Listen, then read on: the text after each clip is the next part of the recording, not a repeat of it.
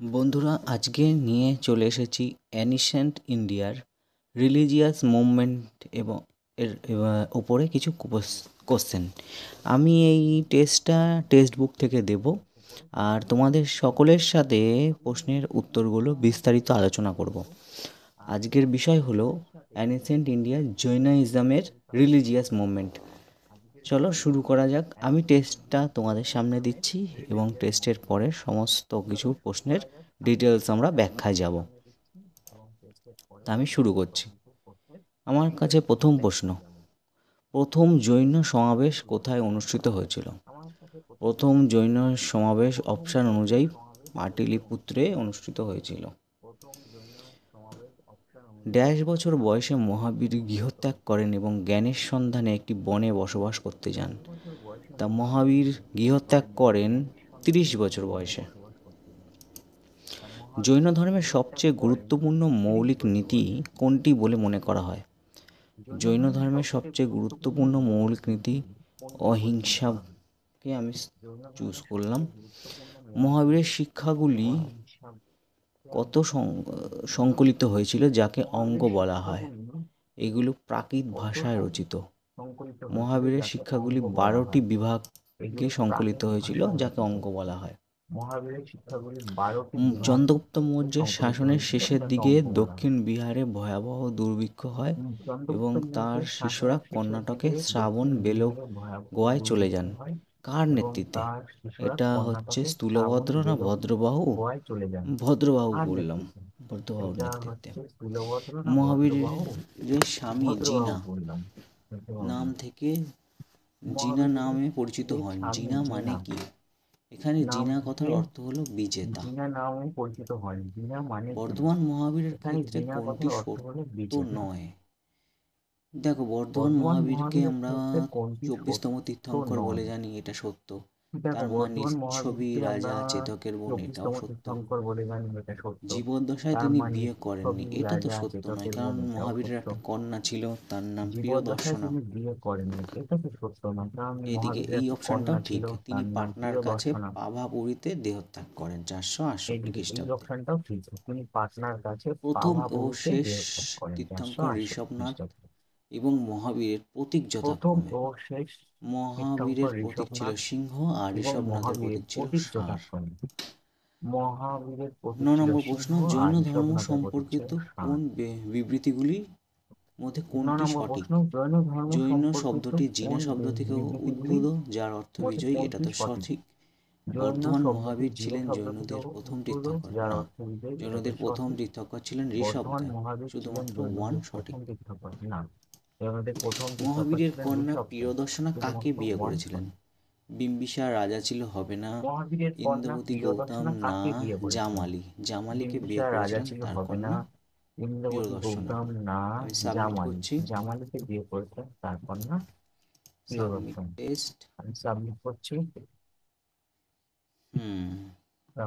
Test. আমার সব কটা কারেক্ট হয়েছে। এবার আমরা বিস্তারিত সলিউশনে যাব। সলিউশনটা আমি বাংলায় নিয়ে নিচ্ছি। আমরা এটা ঠিকই করেছি। প্রথম জৈন সমাবেশ পাটলিপুত্র হয়েছিল। পাটলিপুত্রে অর্থাৎ বর্তমানে পাটনা। 300 খ্রিস্টাব্দে প্রথম জৈন সভা অনুষ্ঠিত হয়েছিল। এই সভাটি চন্দ্রগুপ্ত মৌর্যের রাজত্বকালে হয়েছিল।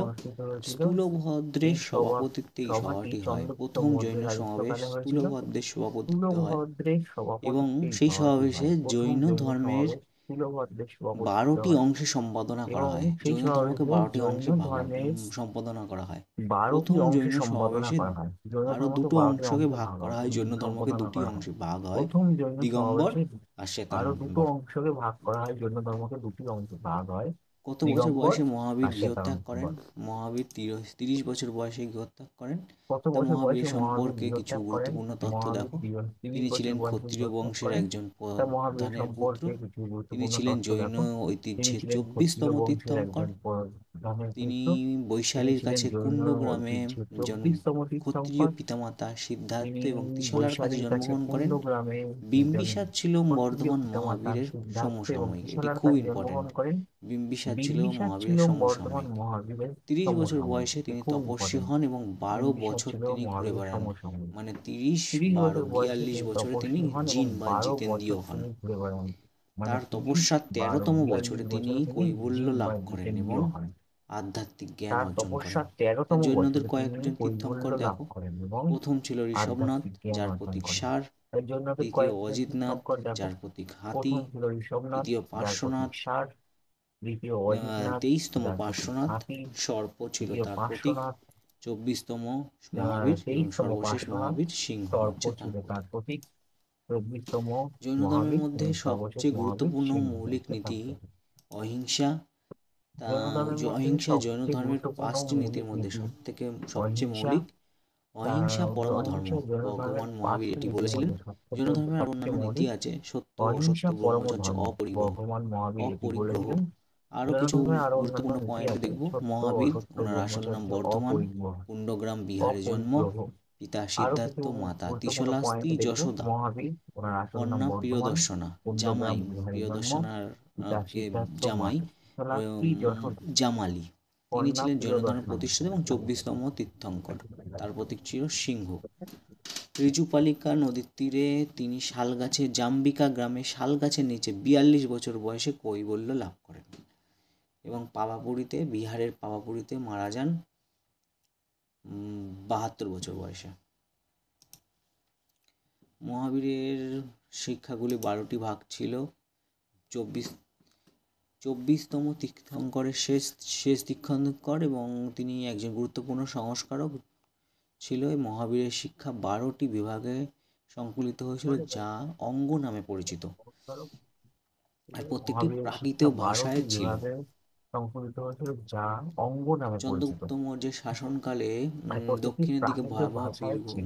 দুর্ভিক্ষ হয় এবং কর্ণাটকের শ্রাবণ চন্দ্রগুপ্ত বেলগায় মৌর্যের চলে যান। শাসনকালে শ্রাবণ বেলগায় চলে দক্ষিণের যান দিকে কার ভয়াবহ নেতৃত্বে? ভদ্রবাহুর নেতৃত্বে। দুর্ভিক্ষ হয় এবং এই যে কর্ণাটকের চন্দ্রগুপ্ত মৌর্যের শ্রাবণ শাসনের বেলগায় শেষের চলে দিকে যান। যে দুর্ভিক্ষ শ্রাবণ হয়, বেলগায় তার চলে যান শিষ্যরাজ তো কার কর্ণাটকে নেতৃত্বে? যায়। ভদ্রবাহুর এইখানে নেতৃত্বে। এই যে ভদ্রবাহুর নাম চন্দ্রগুপ্ত আসে। মৌর্যের শাসনের ভদ্রবাহু শেষের দিকে যে দুর্ভিক্ষ হয়, তা শিশুরাজ কর্ণাটকে হুম যায়। হুম এইখানে ভদ্রবাহু স্থূলভদ্র ছিলেন। এই যে দু ধরনের জৈন নেতার নাম পাওয়া যায়, স্থূলভদ্র এবং ভদ্রবাহু। জিন কথার অর্থ বিজেতা, এটা জানাই ভদ্রবাহু আছে। সত্য নয়, এটা তোমরা তিন পারবে, কথার অর্থ খুবই ইজি। বিজেতা, বর্ধমান মহাবীরের ক্ষেত্রে এটা কোনটি জানা সত্য গেছে। সত্য নয়?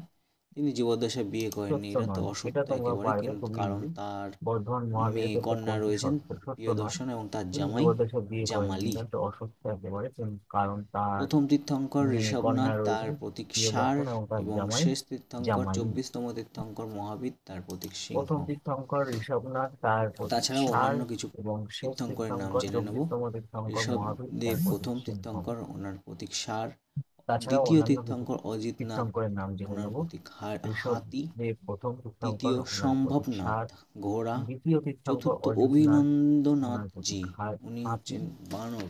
তৃতীয় এবং সম্ভবনাথ, লাস্ট হচ্ছে ঘোড়া। 23তম হচ্ছে চতুর্থ পার্শ্বনাথ অভিনন্দনাথজি, সর্প, উনি হচ্ছেন মহাবীর এ বানর। ছিল সিংহ। এবং লাস্ট হচ্ছে 23তম হচ্ছে পার্শ্বনাথ জৈন সম্পর্কিত বিবৃতি। সর্প, মহাবীর হচ্ছে সিংহ। জৈন সম্পর্কিত বিবৃতি সঠিক। জৈন কথাটি বিনা সবকিছু লিখেছে শুধুমাত্র মহাবীর কন্যা প্রিয়দর্শন জামা থেকে বিয়ে করেছিল। এই ছিল আগে 10টা কোশ্চেন, গুরুত্বপূর্ণ অ্যানালিসিস।